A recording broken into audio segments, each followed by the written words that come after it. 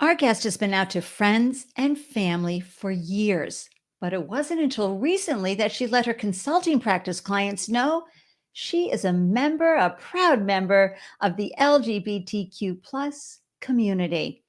Curious to know what happened and how it all worked out? Stay tuned for the Startup Life Live show. Let's glow, everyone.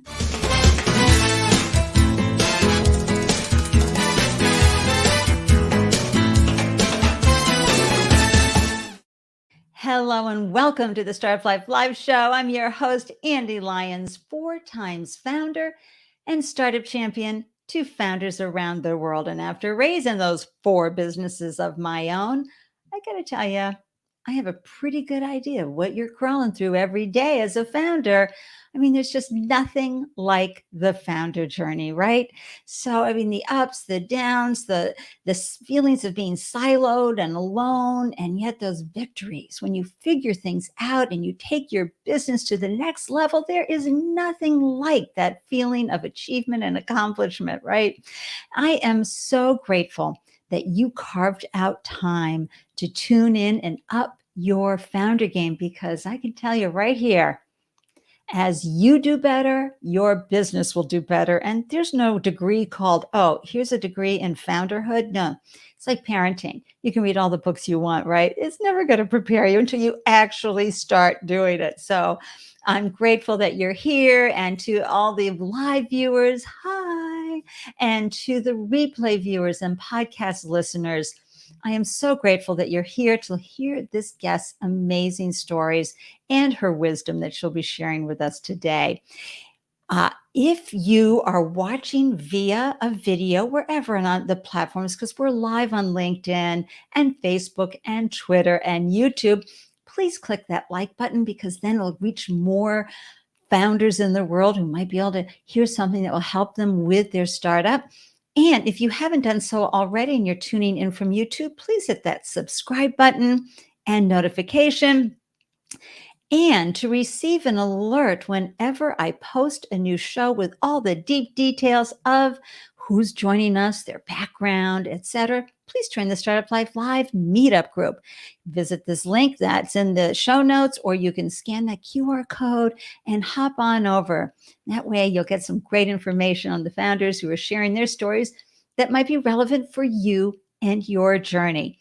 So let's have a few Andelicious announcements before we get started, because we're all in this together, right? To bring our businesses forward.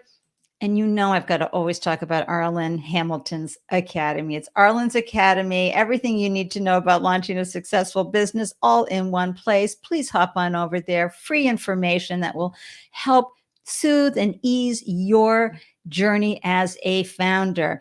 And then, my favorite platform here, Scroobius, is so amazing.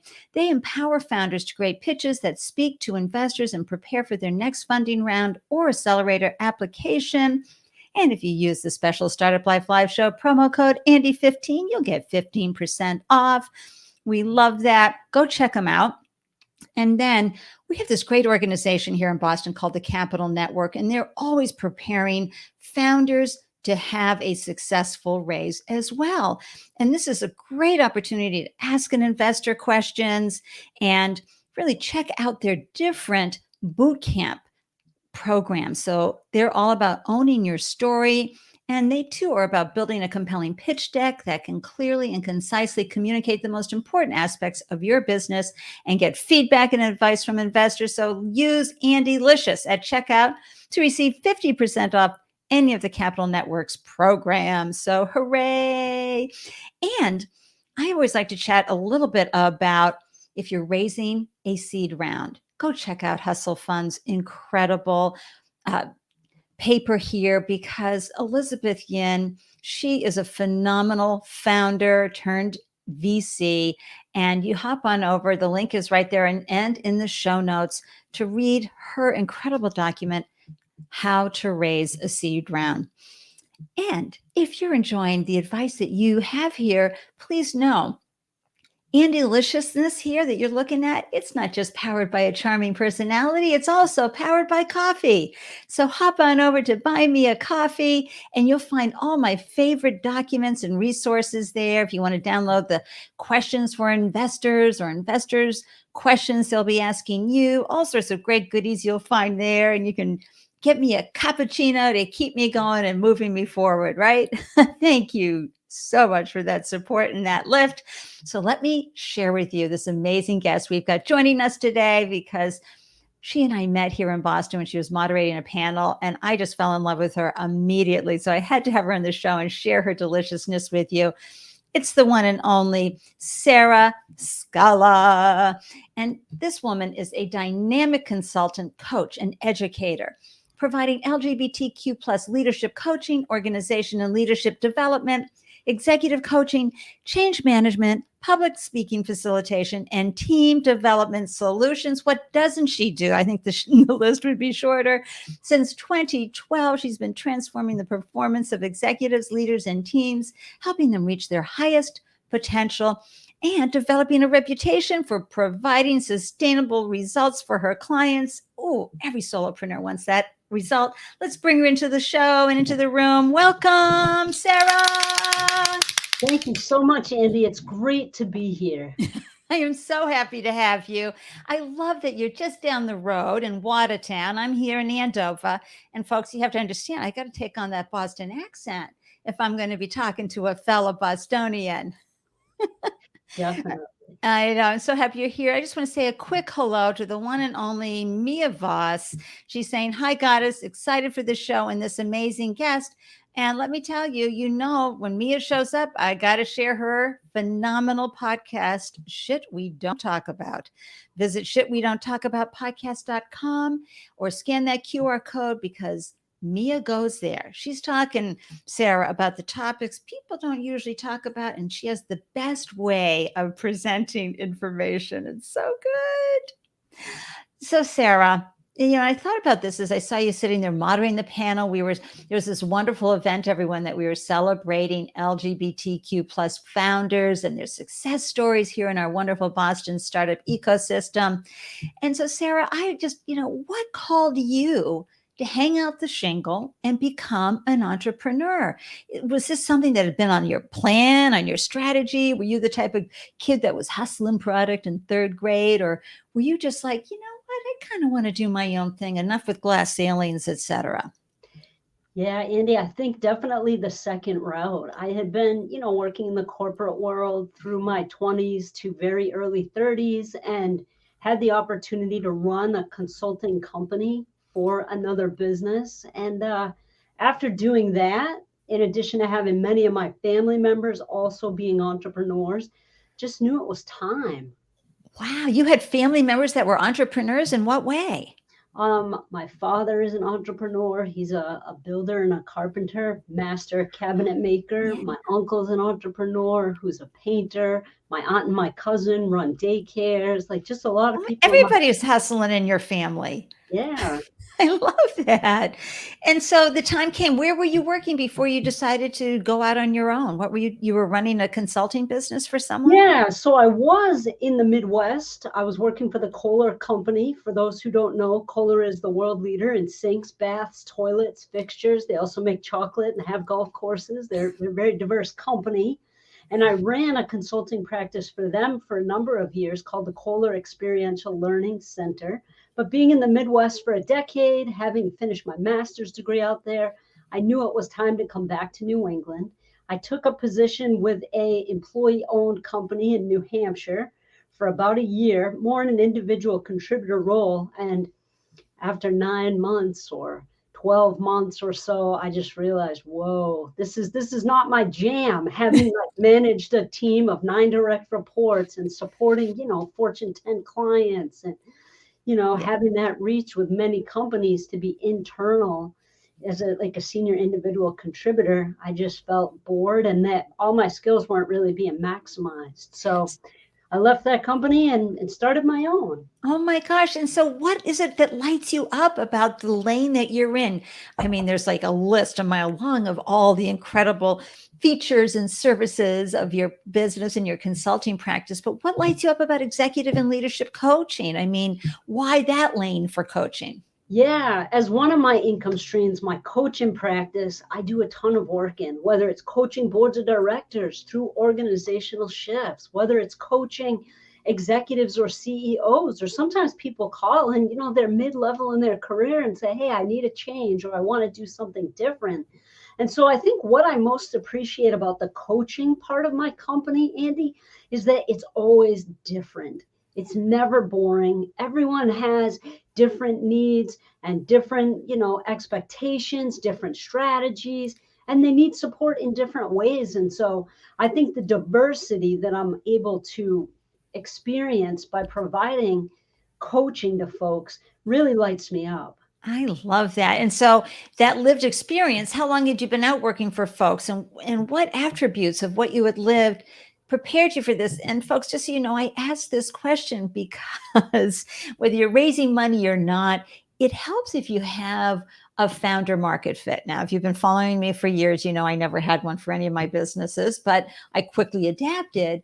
But our lived experiences prepare us for so much. So, Sarah, how did some of the things you did prepare you for launching out on your own in this category?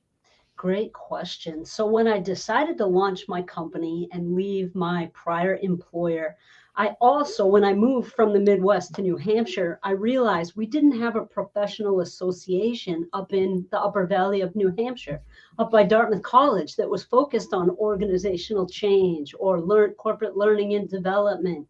And so I started one. I launched and founded the Granite State Learning and Org Development Roundtable. It's now 12 years old. We have members from both Vermont and New Hampshire. And when I had been running that association for about a year and a half before I decided to leave my company. And in one meeting, I just said, hey, folks, I'll be leaving the company. You can expect all future emails from me to come from this email because I'm starting my own consulting practice. And Andy, before that meeting even ended, I had 2 key companies that wanted to be my clients. Those were amazing. One is my number one client. Been working with them now almost a decade. They're in consumer packaged goods, and I've done over 37 projects with them. Oh, From enterprise-wide leadership development to succession planning for their CEO to just lots and lots of cool opportunities. The other client, also consumer packaged goods company, brought me in to work with their C-suite, brought me in when they had been divested and then were parentless and then got reacquired to work with their leadership teams. And so I guess having founded that association, and it's free, the Granite State Learning and OD Roundtable is not established as a 501c3 because I wanted to keep it simple. Now for 12 years has helped me stay connected to folks in my industry and has led to a lot of client work. With those clients, Andy, they brought me back for more work. And because I did a great job, they recommended me to other businesses. woohoo! Okay, everybody. Started. I've got to celebrate Sarah right now. Hold on.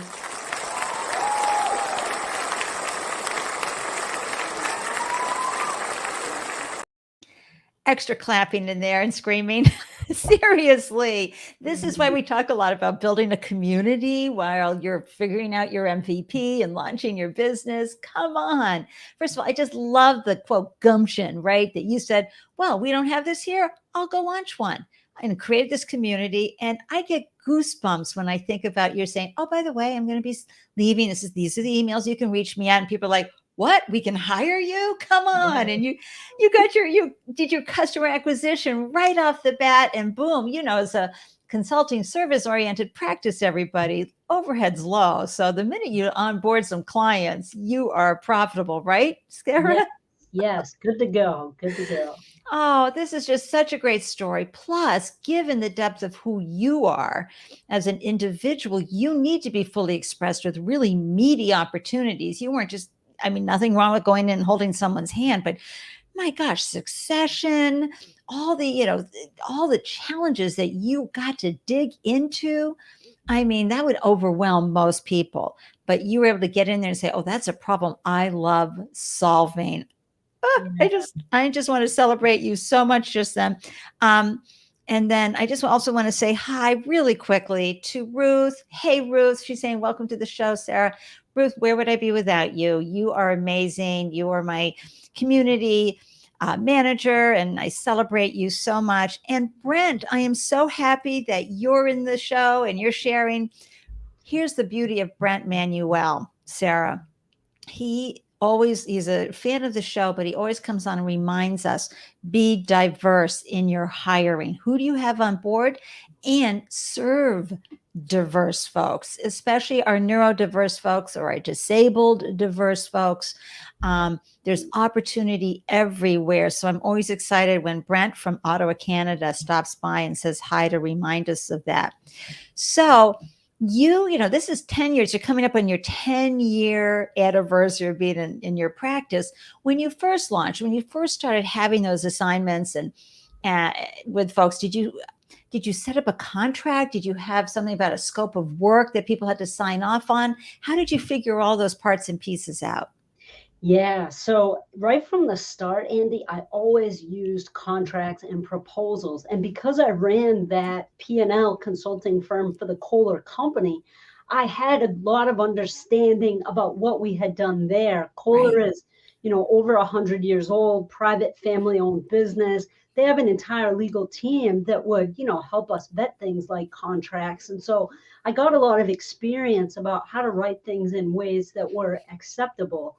And so coming from that, what I did, Andy, was I called, my local SCORE chapter I launched my company in New Hampshire up by Dartmouth College, and I got involved in the Upper Valley SCORE, got some Yeah. mentors and had them review, the template contracts I had written and give me some feedback. SCORE, doesn't do work for you, but it gives you tips and some guidance. And I've just been forever grateful for Oh, that support right from the start. And even today, I still have SCORE mentors now in Boston. oh my gosh. See, this is so important for other founders to hear. What does SCORE stand for? The society, it formerly used to stand for the Society of Retired Executives, but today SCORE has mentors that are even my age, 30s and 40s, and much younger. SCORE is a part of the Small Business Association, the SBA, and it provides mentoring and learning and resources and classes at no cost Yeah. to small business owners. So it's just been quite a gem. And Sarah, I love that you brought this up because, folks, the biggest challenge I see founders having is asking for help. Can you open a door for me? Can you make this introduction? Where do I go for this? SCORE, you never know. It is free. And the Small Business Association has incredible free programs, grants, things like that. And we're going to dive a little deeper into that along the way. But I'm so happy that you mentioned that. And I'm just going to pop up Sarah's LinkedIn connection right here. Be sure to connect with Sarah. She's there to answer any of your questions too, and how she's done things, along the way. All of these links will be in the show notes as well. But, this is a woman who has a depth of knowledge. So when you first launched, let's say, those first 2 years, what did your clients teach you about your practice? What did you say? Ooh, I didn't. Okay, so I helped him with that assignment, but I'm never doing that again. Did you have any fails that taught you a lot from the experience? I think, fortunately, I think the first 2 years, I wouldn't use the F word and say that I failed. But as my business continued to grow and expand, I took more little risks with what I was offering or where I would put myself for speaking events for things like that. I think, first starting out, just having those first 5 or 6 customers was awesome enough. And so just trying to hit it out of the park every time, get excellent feedback, get evaluations and survey data. And Andy, one of the smartest things that I did from the beginning of my company, but even before then on LinkedIn, is whenever I worked with anybody, I would ask for a testimonial. So now I have close to 60 testimonials on LinkedIn, on my website. And it really helps, I think, putting people's words behind the impact that I've helped them to have. So did I completely fail? I wouldn't say that I did, not that I'm perfect on the first 2 years, but I think I was really fortunate, Andy, that I had, saved up some money so I didn't have to take any loans or grants, Right. fortunate for that. Nothing wrong with either of those options. I'm just a service business, so I had low overhead. And I didn't do any marketing except speaking at some, local events. And that was it. Everything Boy. was word of mouth. I didn't have a logo. I had a really basic business card. I didn't have a website. sarahscala.com sent people to my LinkedIn page, and that was it. Oh my gosh. See, that's keeping it lean and simple, folks, because, a lot of times we don't have the funds to, or the capability, but the funds to get a website set up or to hop on Wix or Squarespace and set up our, that can just be like overwhelmed right away. And Yeah. word of mouth. I mean, honestly, Sarah, that is the biggest boost to one's confidence is when word of mouth happens. But can I ask you something about the testimonials? Because I know some folks struggle with this. How did you ask? Some people say, do you want me to write it for you? Do others will say, oh, here are some key words I'd like you to use. How did you ask for testimonials? What did you say specifically? Yeah. So when I first started, and when I started my company, I had a few already from working at Kohler and from others. So I would say, check out what people have already written on my LinkedIn. Now, when I ask for it, I don't ask at the end of a project. I ask close to the middle or 75% done so they can agree and start thinking about it. Then when I follow up with the ask, and usually, it's through LinkedIn, um, I send them a link to my testimonials page. See what others have said here on my testimonials page. And folks have told me that's incredibly helpful just to help them get started. Oh, But yeah, I love that. And here's my tip, everybody. I want to always make sure I'm really adding value. Of course, I'll put my Andy-licious spin on it. But sometimes if someone has asked me for a testimonial, I actually go on Google and type in testimonial for and whatever that title is. So I'm not reinventing the wheel, so I can get even more inspired by what others have used to describe somebody and then put my own Andy-licious spin on it. But I love that idea too, to go see what others have said about you so that they can go, oh yeah, she did that. Yeah, I agree with that. Oh yeah, that'll, and then it triggers the kind of comments because you don't want someone to work too hard on that testimonial, but it's so important to get that. And what if someone is too shy to ask? Is there some kind of mindset hack that they can use to get that testimonial? yeah. And so it's funny because sometimes I coach folks who want to become entrepreneurs through that. And we talk through it. What might it be like to ask? Do you have to ask in person or could you send an email? How can you bring it up in conversation where it feels less scary? And so we talk through that or work through it. But the worst thing someone can say about a testimonial is no, right? Because if they write you one that's awful, which has fortunately, knock on wood, hasn't happened to me, you can remove it from LinkedIn or hide it. But most of the time when you're asking people to write a testimonial or who do you know that you could introduce me to, you're pretty confident that they're happy with your work, you've done a good job, and that most of the time people are more than willing to help.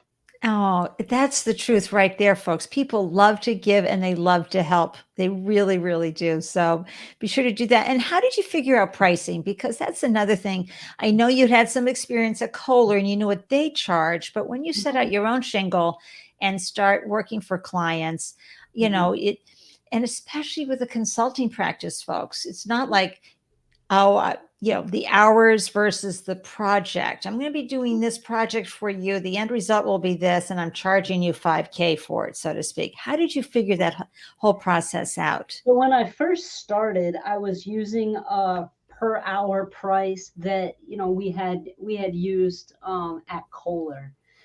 Now that price is like 4 times as high per hour, but also I learned pretty quick I didn't want to be pricing things per hour. So my coaching packages are 3 to 6 to 12 months. And it's a package and it's not just hours with me. It's often, touch base if they need some in between support, assessments, resources, and it's all included in the package.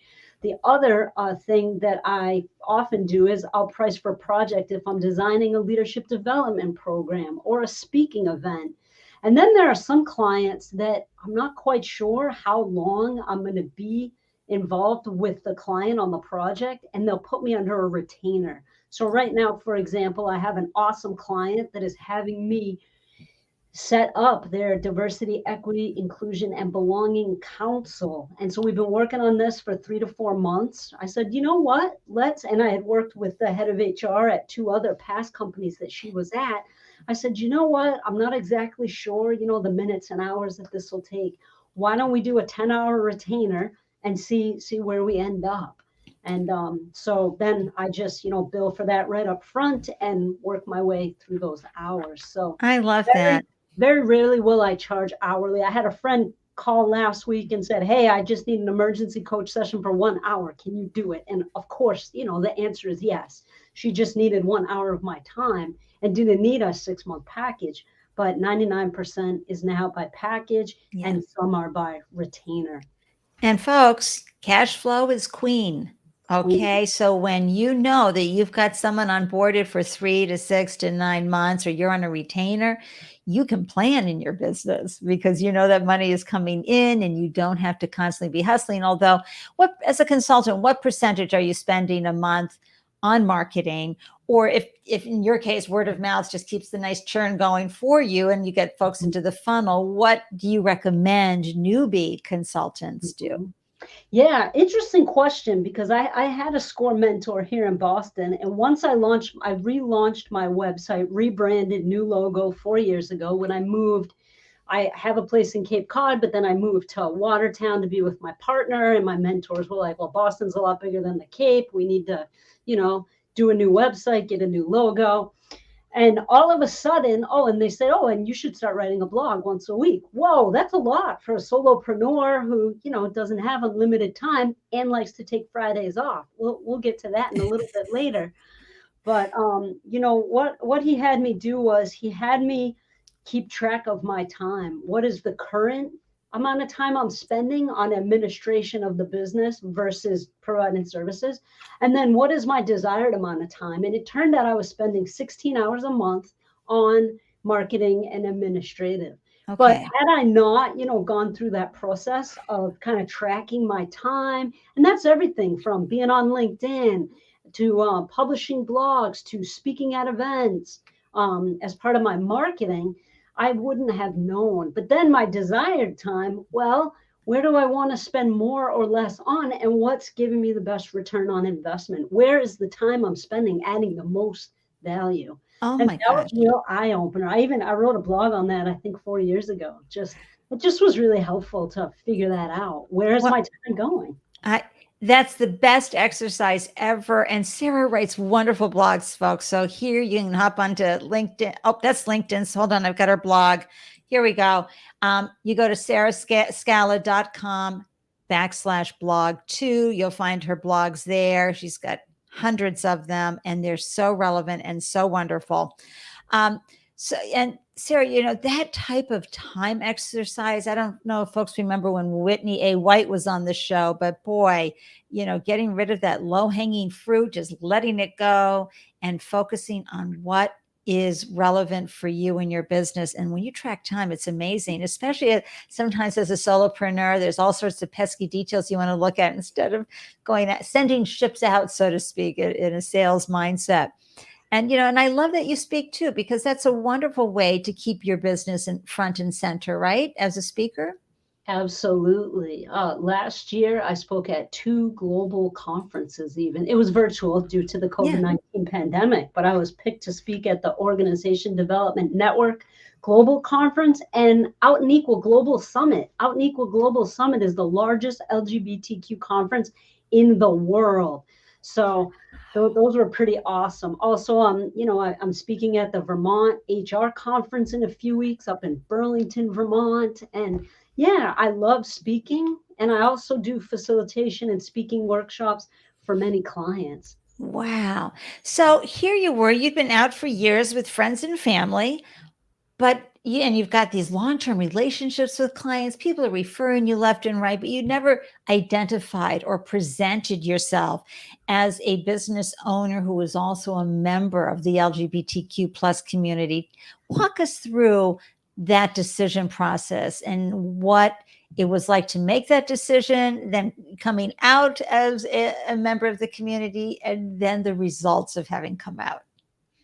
Thanks so much for asking, Andy. In early 2021, so last year, I just decided it was time that I wanted to publicly put myself out as an LGBT business owner because not only did it help me being even more authentic in my awesome life, but I also had a feeling it would open doors to supporting other leaders, employees, entrepreneurs who also are LGBTQ or are our allies. And so, very early last year, January, February, I started letting things simmer, started talking to mentors, some of my closest friends, and I decided I was going to do it, but I didn't want to do it all at once. I wanted to take some baby steps to ensure that it was safe, that I wasn't going to, shoot myself in the foot with this well-established company.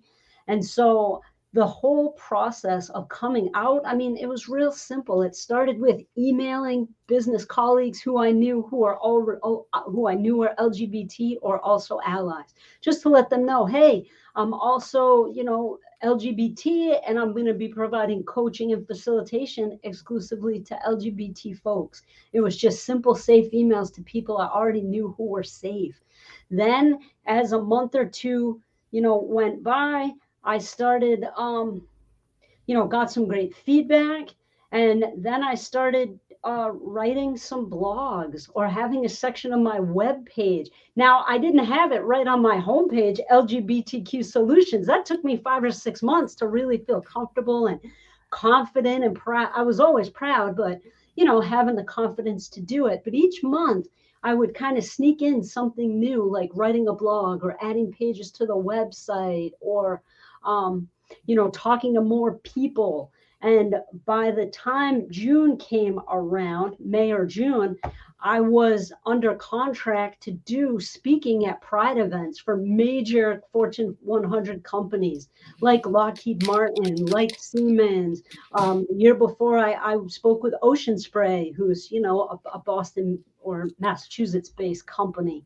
And so Medline Industries and some others. And some of those opportunities I gained from talking to friends and colleagues, and some of them I gained from attending or speaking at these awesome events. I find I meet more people who are running Pride or LGBT employee resource groups at these conferences. And so that's been a really great way for either them to hear me and experience me because they're already attending my session, or in the networking. So June comes around, which for those who don't know is known as Pride Month for LGBTQ community. And so, writing more blogs, putting that official LGBT solutions right on the header of my webpage, putting the rainbow flag after my name, writing more blogs, putting them in my newsletter. So I went from being a little bit shy and maybe hesitant in January, February to October, being a key speaker at Out and Equal, the world's largest LGBT global summit. So it's like, wow, huge. Oh my gosh, I'm having an Andy-licious moment, folks.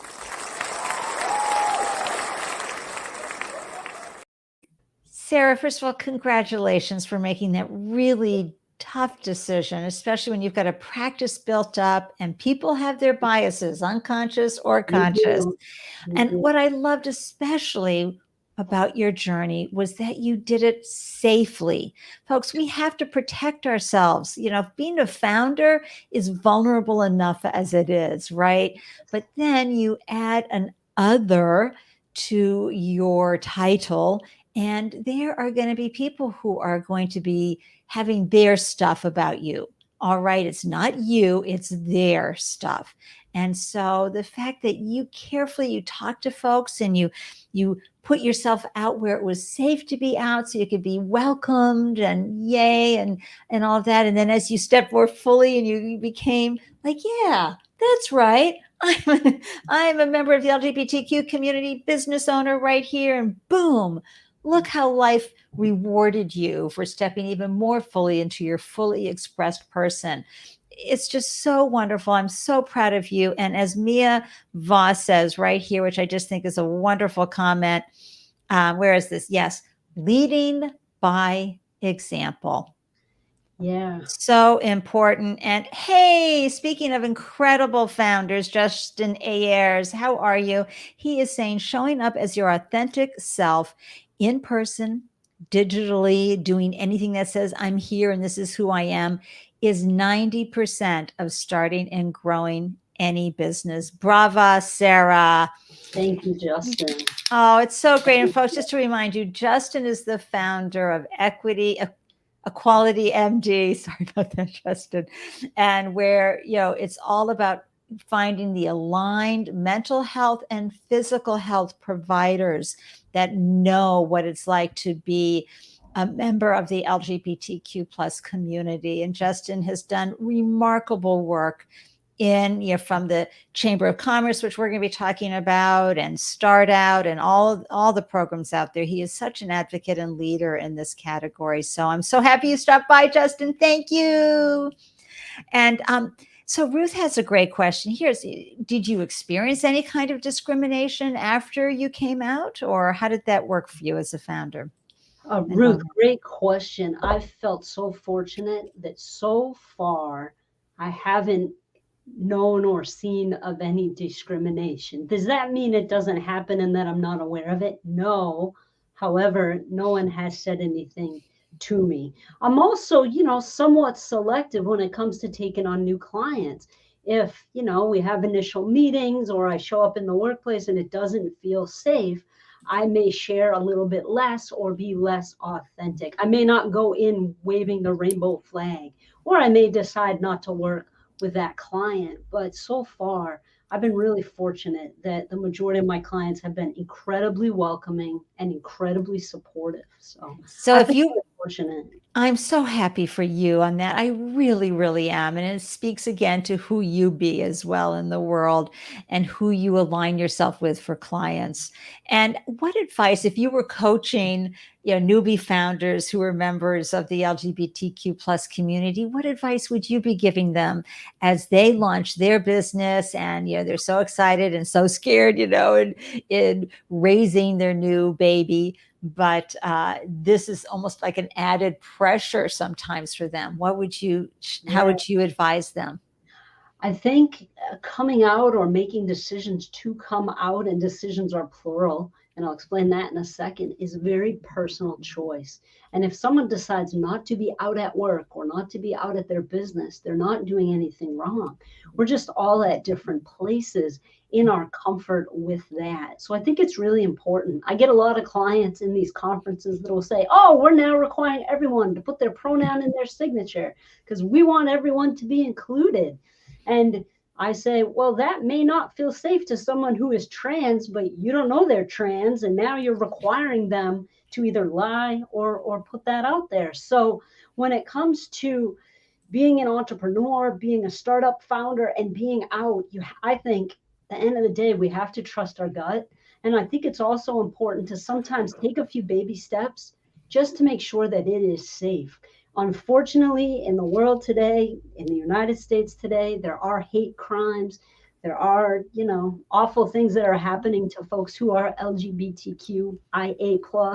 And so just check out what's going on, survey the environment. And when I say coming out, plural, I think folks who are not LGBT don't realize that those of us who are have to come out multiple times in a day. And we have to choose every single time. Do we want to? How much do we want to come out? And do we want to come out, a lot, a little, or something in between? What do you mean by that? Well, just because you told one person at work doesn't mean everyone in your company knows. It's also no one's right to out someone else. And so some people may feel comfortable with their, team or department at work, but not the entire company. And so keeping in mind that as LGBT people or as people with disabilities, for example, that may not be visible, it's our choice to come out every single That's time. right. And we have to often do it multiple times in a day. So it's an added, I don't know if anxiety or stress is the right Yeah. word. But it's But an added pressure to just make sure, are we picking the right people to be us around? that's right. And folks, this is called controlling the narrative, your narrative. Thank you, Mia Voss, for that. It's about really understanding that you are in charge on how you are perceived and what is going out there about you. People can't just go and comment, and this is where social media can become a painful experience. And you need to be able to tell people, no, no, no, you review that with me before you post that or share that information. So remember, you are in control of your narrative. So there's a lot of benefits when you're a diverse founder, folks. Okay. There's a lot of programs out there for you that you can use to leverage getting, customer acquisition, getting funded. There's just so many opportunities. Let's first talk about how you're leveraging now the LGBTQ plus opportunities out there. Let's talk about the Chamber of Commerce for this. Start sharing all of that, and we'll get into some other programs, folks, for diverse founders, because this show is all about amplifying diverse founders. So let's find out how we can leverage that identity. Definitely. So last year, around September, October, I started learning more about supplier diversity. I wasn't really aware of it before that, but I had a friend who mentioned the Small Business Association Women-Owned Small Business Certification. It was free. And so I looked into that and I got myself certified. So I am certified through the Small Business Association as a woman-owned small business. Having gone through that process, I also learned and wanted to get certified as a LGBT certified business enterprise. And so in order to do that, there's a process for that as well, but my business has to be 51% or more owned by a member of the LGBT community. And so I went through that process as well, and my business became certified. Having those certifications has opened a ton of doors for me. For example, the National LGBT Chamber of Commerce that certifies LGBT certified business enterprises, once a week or every other week, I get a notice informing me that a major company is doing a supplier diversity meeting, and I can go and learn more about it. And so I try to attend those with companies that, I respect their values and their products. And so these have been companies like Citibank or Liberty Mutual, for example, that I've sat in the audience, I participated in their small groups, learned about their supplier diversity process, and then followed up and had meetings. And some have led to some cool projects and some work. And so that's definitely opened doors for me, especially the LGBT certification for that. So I tell you, when you go to those events, folks, that Sarah just talked about, and if you do that for, in this case, the LGBTQ plus or Black or female, you are going to meet the folks who make the decisions in those large corporations, whether the supplier diversity managers, directors, people who have the right connections within that company, and they will help you get into becoming a vendor. Becoming a vendor is not an easy process. It's who you know, and meeting people at these events increases your social capital and your ability to get in the door, get that vendor number. So then it makes it easier for someone from some random department to go ahead and hire you because you're pre-approved. Is that right, Sarah? Absolutely. It was amazing that some of these, Fortune 50 banks were like, that I got meetings with their global heads of coaching or their global heads of leadership development or diversity, equity, and inclusion. And now little me, solopreneur Sarah, is now having, meetings with these folks. And they've said, we hire a lot of coaches, or we hire a lot of leadership development facilitators. We don't know anyone that's doing LGBT coaching exclusively or LGBT leadership development exclusively. We need to get you, in our system. I And love that, because it separates me from everybody else. Where if I just said, hi, my name's Sarah, I'm a little white woman from Boston, great. but that really has helped to open some doors. Absolutely. And these certification programs, folks, are so important because they're going to kick the tires. They're going to confirm that you are the owner, operator of your business. That's what's really important, that you are part of the day-to-day leadership and ownership of your business. And I help folks with the WeBank application, which is the Women's Business Enterprise National Council. That's the gold standard for being certified as a woman-owned business. And they do a terrific job at making those introductions. But boy, did they kick the tires, because, and I was a volunteer for them for a while back around 2003 and 2004, Sarah. And they would send me out to do a site visit, and I'd walk into this maybe manufacturing facility, and it was clearly a brand new nameplate with the woman's name on that. Maybe they gave her some, ownership of the company, but she was clueless about the day-to-day operations. So this is why getting those certifications are so important. It relieves the challenges that the businesses have, those direct supplier diversity directors have, and they go, okay, phew, she's certified, great. Where can we help her now? And how can we leverage? And Justin, yay. Why don't you go ahead and read this, Sarah? Can you see that? Justin said, congrats on your certifications. They show that DEI is in your DNA. Many consumers are looking for these signals that indicate my business is a safe space where great work can be done. Absolutely, Justin. Thanks so much for sharing that. Oh, that felt good, Justin. Thank you. That's what's so important. And it's just great to see these large corporations, taking meetings with you and helping you move the needle forward.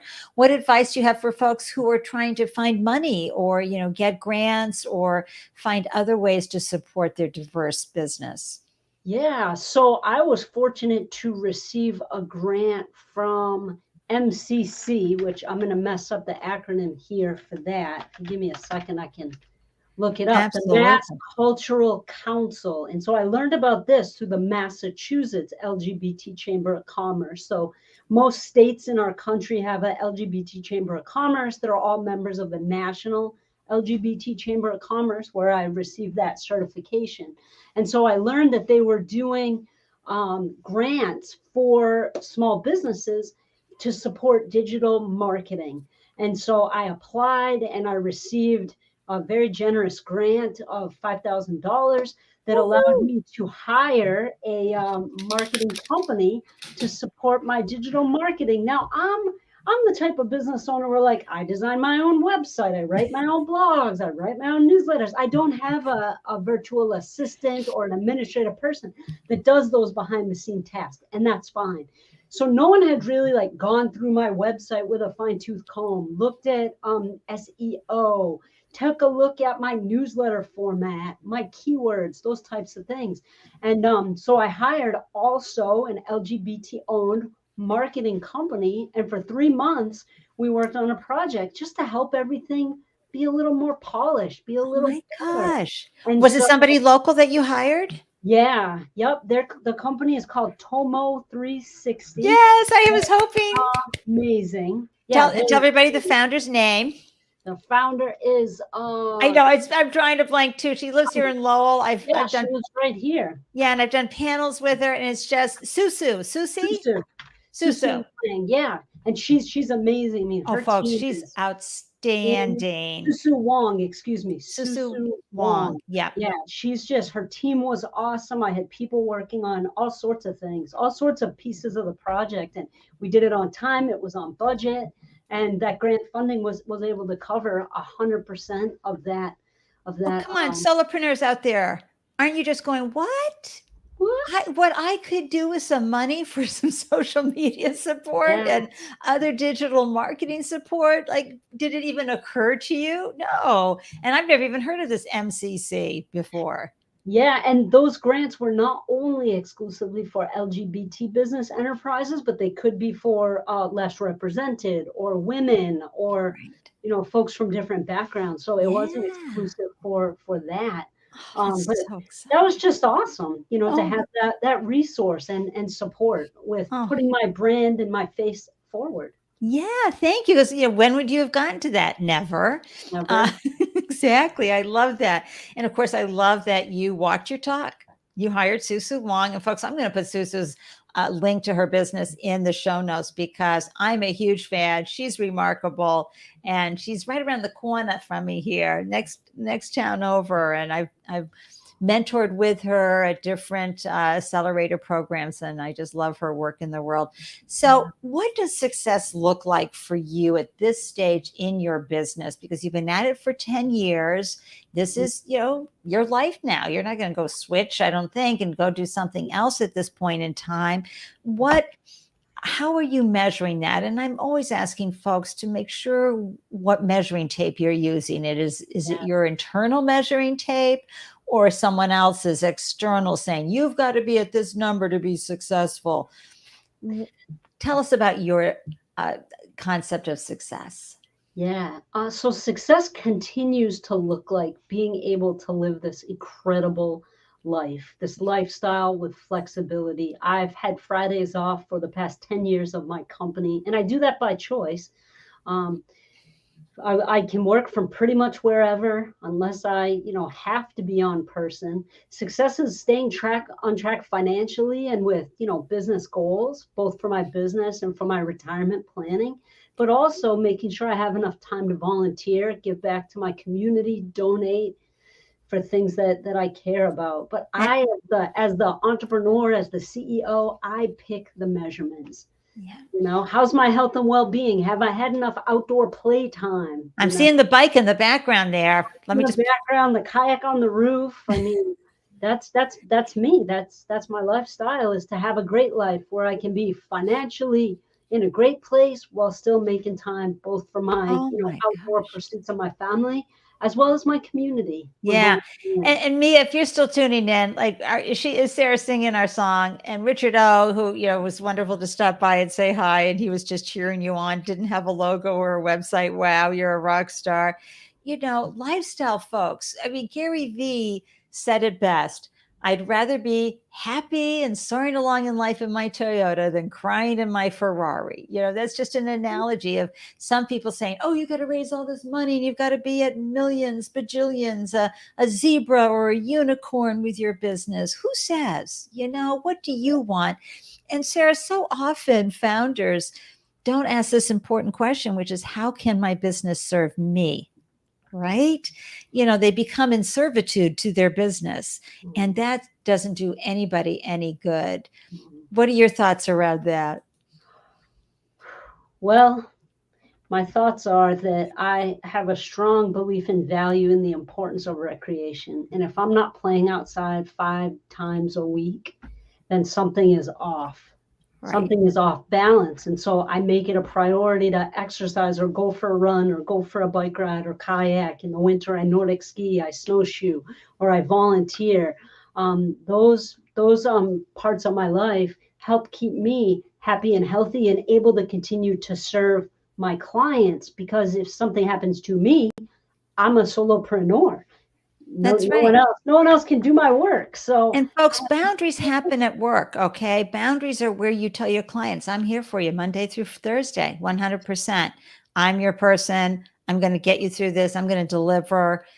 And boom, they know you've trained them today. She'll be back Monday. You can set boundaries to take time off. And those of you who are working for folks still, to take vacation days and not wait till December 21st to do that.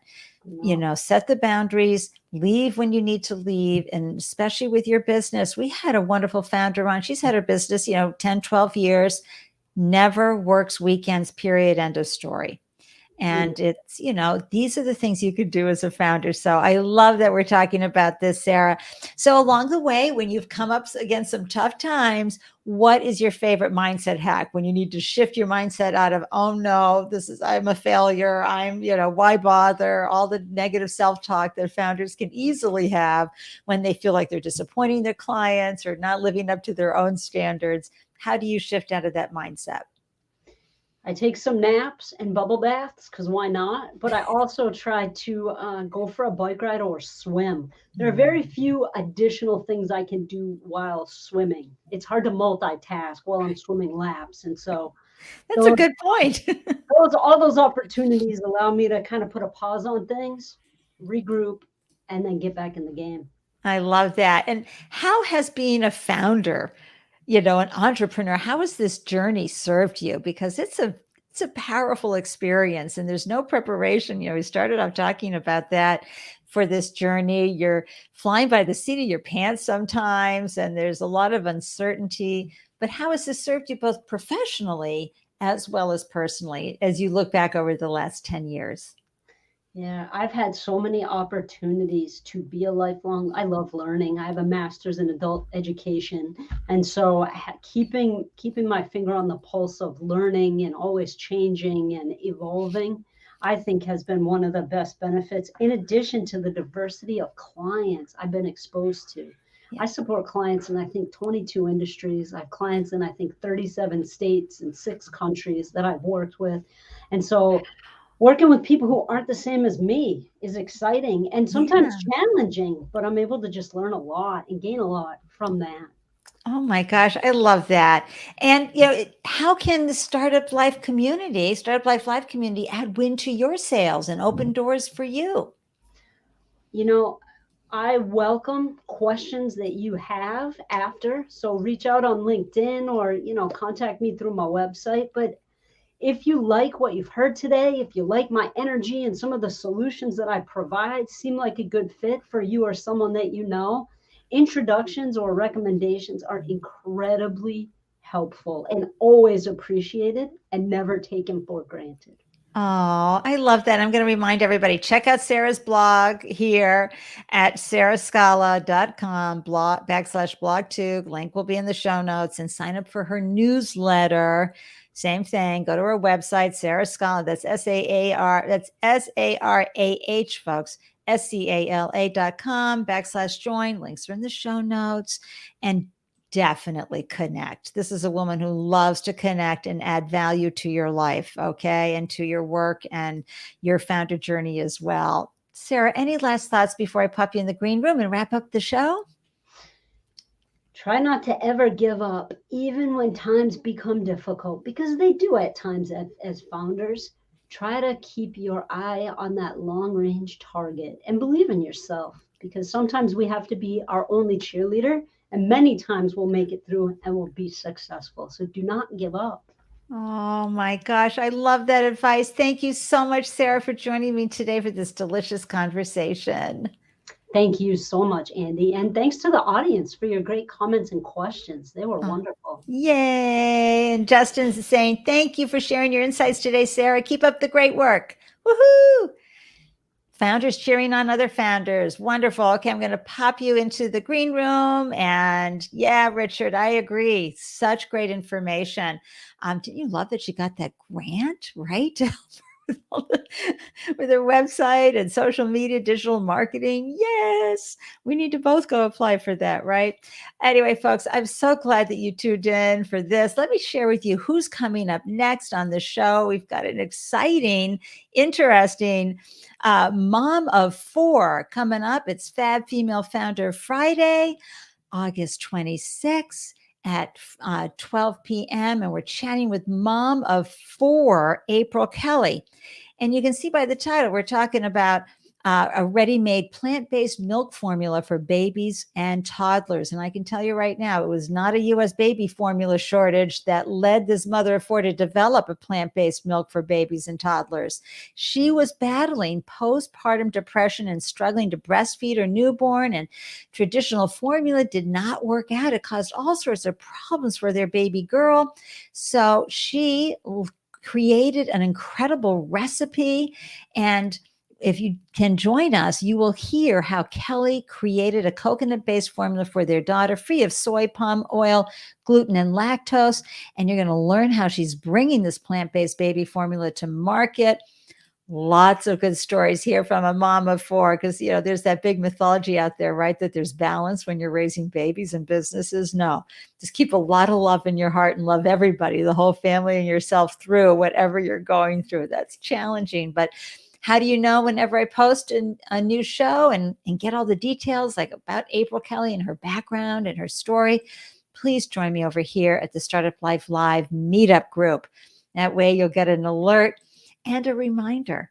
So when I post a new show or I'm about to go live, you'll be reminded to come join us for a delicious conversation via replay or later. Thank you for liking this video, and thank you for liking the podcast episode. And if you would be so kind as to like the podcast wherever you're tuning in, leave a rating. Oh my gosh, that would be amazing. And a review. Stop it already. It'd be great. If you want to download any of the products and topics and great resources, hop on over, fuel this goddess, keep the Andelicious advice happening, buy me a cup of coffee, and grab some great documents and resources for your founder journey right there at buymeacoffee.com/Andy Lyons. Until next time, hang in there. You have got this. You're stronger than you think, braver than you know, right? And as we say here in Boston, you're wicked smarter than you think, right? Oh my gosh. Can't wait to hear all your startup stories. Be sure to say hi to me on social media. And until next time, I'm wishing you a delicious day everywhere you glow. Mwah!